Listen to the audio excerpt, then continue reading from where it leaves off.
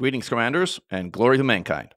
In this video, we will explain everything you need to know about anti-guardian field resistance engineering. We'll talk about 5 things. First, what is AGF resistance and why should you care about it? Second, which modules are eligible for such engineering and which ones aren't? Third, where can you get the engineering done and what will you need? Fourth, and this is the hardest part, how can you acquire the required materials? And then finally, what ship builds benefit the most from such weapons? Let's get rolling. All systems hosting an operational Thargoid Titan and the system where Salvation fired the Proteus wave, which is HIP 22460, maintain a powerful permanent field which actively and quickly degrades most Guardian weapons and modules. Such effect is referred to in-game as Anti-Guardian Field, or AGF in short, and sometimes as Anti-Guardian Zone. For all intents and purposes, Guardian weapons and modules cannot be used in such systems without specialized engineering.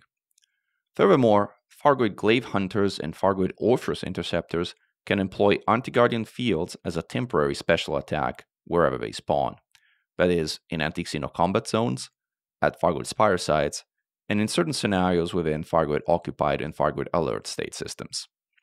While these latter fields are temporary, they will still disable Guardian weapons quickly and present a major inconvenience. Fighting in such settings requires the use of anti-Guardian field resistance engineering or the use of human, that is, non-Guardian, weapons, which are, for the most part, vastly inferior to their Guardian counterparts. Consequently, to enable you to use the higher performance Guardian weapons in such situations, you will need anti-Guardian field, or AGF, resistance engineering. All original weapons and Guardian modules are eligible for AGF resistance engineering. There are 2 notable exceptions in a special case. Weapons that are eligible include Guardian Gauss cannons, Guardian shard cannons, Guardian plasma charges in both their fixed and, where applicable, turreted arrangements, and for all of their applicable size classes. All Guardian modules, including the Guardian Frameshift Drive Booster, the Guardian Hybrid Power Plant, the Guardian Hybrid Power Distributor, Guardian Module Reinforcement Package, Guardian Shield Reinforcement Package, Guardian Hull Reinforcement Package. The last module, the Guardian Hull Reinforcement Package, is a special case, as it is already effectively immune from the effects of the anti-Guardian field. Engineering it is possible, but it appears to be an utter waste of materials since it has no practical effect. There are 2 notable exceptions. Guardian nanite torpedoes come with AGF field resistance built in and thus do not require said engineering. And the pre-engineered Azimuth, Salvation, or however you may choose to call the special Guardian weapons that you purchased in the Mbuni system, which are pre-engineered. Their pre-engineering conflicts with AGF resistance engineering. As a result, AGF resistance cannot be applied to said weapons, which is a pity, as they are some of the best weapons in the game, and vastly superior to a non-pre-engineered variants.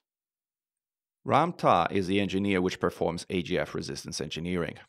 Access to Ramta requires grade 3.5, roughly, from Lei Chung, an explorer rank or superior, and 50 units of classified scan databanks.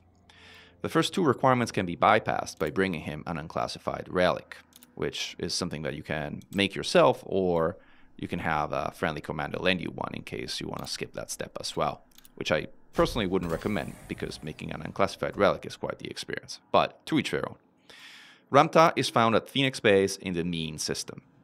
AGF resistance engineering is a single role, grade 1 only engineering that is applied per module, and for each module requires 2 hardened surface fragments, 1 caustic crystal, and 1 tactical core chip.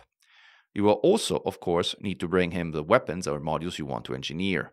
How to acquire Guardian weapons and modules is beyond the scope of this video.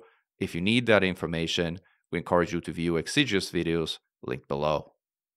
Hardened surface fragments are found on the upper side of light titans and in the alcoves around the outside edge. They look like tiny bright green volcanoes. You will need to be very close before your sensors detect them. You should be able to visually notice them well before that. If you bring a pulse wave xenoscanner, using it can help you detect them on the Titan surface as it will make them glow. Fire at them with any weapon to bust them loose. Then use a collector limpet or cargo scoop to collect. Using an abrasion blaster results in higher yield and will make the process faster, but it's not required. You'll need a Fargoid pulse neutralizer and a caustic sink launcher to access the Titan. Both can be purchased for credits at Rescue Megaships. Caustic crystals can be found free-floating in the Titan Maelstrom, the caustic cloud-like era around all live Titans. Collect them with collector limpets. Given the tidal forces in the Maelstrom, it is extraordinarily difficult to scoop them up without limpets. Bring plenty, and we do mean plenty, of caustic sinks, and ideally a fast ship. The cutter and clipper are great options for this. The Mamba and FDL can work quite well too. Decontamination limpets don't work nearly as well and are best kept as an option of last resort. Caustic sink launchers can be purchased for credits at Rescue Megaships. Tactical core chips will likely be the hardest material to acquire. They are dropped by Revenants, the smallest Fargoid type, found on the ground at spires and at AX reactivation mission settlements. The chips are a low drop rate from Revenants. Revenants can be killed on foot, in an SRV, and in a ship with missile racks. Tactical core chips cannot be collected on foot. Collect them with your SRV or using a ship with a collector limpet controller. The latter can be challenging due to the limpets snagging on architecture. The former can be risky as SRVs are very vulnerable to Revenants. The best way to do this is with enhanced AX missiles at a spire site, with a friend covering you and dealing with scouts, while you heat Revenants and Banshees and have your limpets scoop up the chips. You can do this solo, but it's not easy and it will take longer. In terms of ship builds, we've created 3 reference builds with specific settings and purposes in mind. Of course, these are not the only builds that will work, and you should feel free to adapt them and change them up as you see fit. But these are at least proven to work very well and can serve as a good reference point.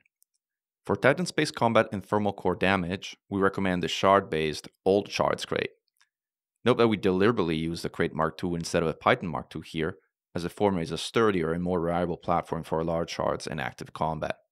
The ship works also extremely well in pursuing Orphers and other interceptors during the meltdown phase of Fargoid Titans. For Spire side assault, we recommend the shard-based Oreo Snacker Titan Mark II.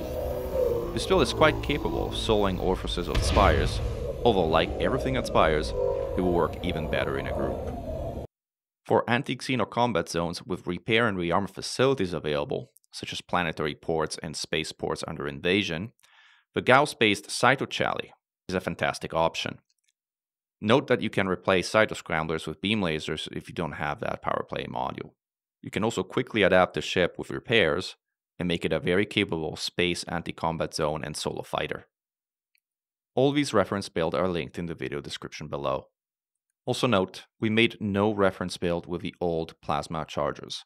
That's because the old plasma chargers really aren't very good. Their shot speed is very slow, and they're overall pretty much outclassed by Guardian Gauss in almost every respect. Engineering weapons for AGF resistance is not an easy process. Some of the builds they enable are quite interesting though. Hopefully we have given you enough information to give it a go. But if you have questions, don't hesitate to ask in the comments below. And if you like these videos, please remember to like, subscribe, and hit that notification bell below. Glory to mankind! Commando Mekan, over and out.